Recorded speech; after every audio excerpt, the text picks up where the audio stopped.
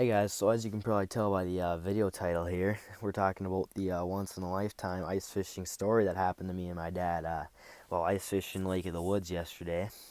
So I guess I'll just get right into this one. I'll throw a picture up on the screen here of our house that we were in.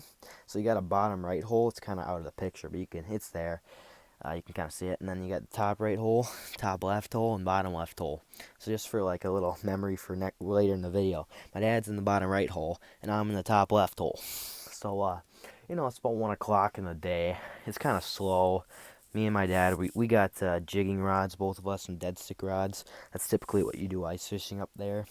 So he goes to the back of the house where the beds are, you can see, and he's doing something, whatever. And then I'm still sitting there jigging my hole. So then, it's really slow, like I said. And then out of nowhere, I hear his rod start going off. I didn't even hear it going off. I just heard it, like shaking it.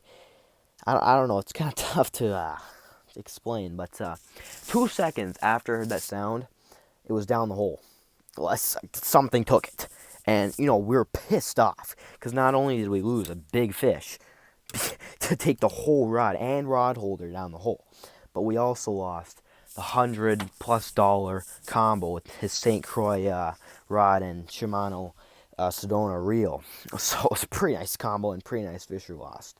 So we're all pissed off after this, as you would be sitting there fishing, because we just lost a nice rod, big fish. But my dad actually, within the next half hour or so, I caught a few small sauger and whatever, but he actually caught a nice 23-inch walleye I throw on the screen right now. He released that one nicely. I'll play a video of the release too. But yeah, he caught that, and then okay, I forgot to mention this. So at his hole that he lost the fish at, you can still mark the rod holder. I didn't know if the rod was on there. I thought the rod fell off. I would assume the rod had fallen off, but we can mark the rod holder. It wasn't moving or anything. It was clearly down there. We couldn't snag it. We tried, so we went and called shore, and then they said that they could be there later tonight around 5 o'clock. And at the time, it was around 2. And so we were like, okay, maybe we'll be able to get the rod holder so we have something to hold it. But then at this time, my dad moved to the bottom left hole because he didn't want to deal with the rod holder over there, maybe miss some fish because of it, whatever. So he moved bottom left hole. So then he hooks up. He's outside actually now.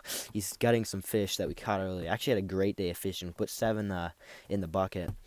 I'll throw some of those on the screen now, but he's gutting fish, and then I see his dead stick rod, his minnow, just start going off. So then I grab it, set the hook. It's another big fish on here, and I go yell at him, I got a nice walleye on. And then he gets in, and we're playing this fish. It's fighting pretty good. It feels like a big fish, and pull it up the hole.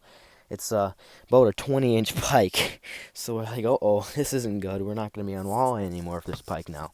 But as I'm taking the fish off the hook, there's other line on the fish. And there's actually a gold jig head inside the fish's throat, which was what my dad was jigging with earlier.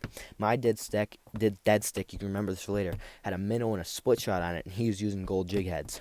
So that 20-inch pike, we were like, really? Did that 20-inch pike actually took our rod? But there was some line attached to a gold jig head in its throat. So we're like, no way, this 20-inch pike just took our whole setup.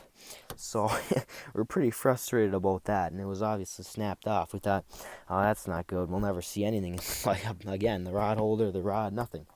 And then about 5 minutes later, I noticed my minnow was just kind of sitting there dead, not moving at all. Again, top left is where the minnow's at. We just caught the fish bottom left. So now I start reeling in my minnow and feel a fish on there. So I'm like, okay, I actually got one. Maybe it's just gut hooked sitting there. So I start reeling it. It's not moving. Dead weight coming up. So I was like, hang on a second. There is no way in hell that the line is on here. So I keep reeling, and on my hook is a piece of line. So I grab the line, start pulling it up. I'll throw the video on here. It's incredible. So I start pulling up the line, and sure enough, I see my rod down the hole. I'm like, are you serious? And then as I get closer, the rod holder's on it. which is incredible because the rod pops off the rod holder so easily. Like it pops, you can shake the rod holder, the rod will pop off. But somehow the rod holder's stuck on there too. So we basically got a 20-inch pike, a rod, and the rod holder in one. So that is the kind of story that will never happen again. Incredible. That pike must have been sitting there for the past hour, just under the hole, which was kind of weird. We still caught walleye and sauger. As my dad got a 23, I got some smaller, probably 5 to 10 inch walleye, or sauger, I mean. But, yeah, it's something. I don't know how it's possible, but somehow we got everything back.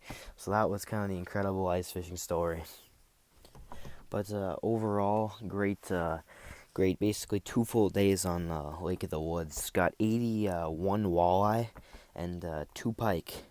My dad got a 26 and the 20 that took everything. So great trip up there, and we're gonna hope to go later this season. And stay tuned for some clips.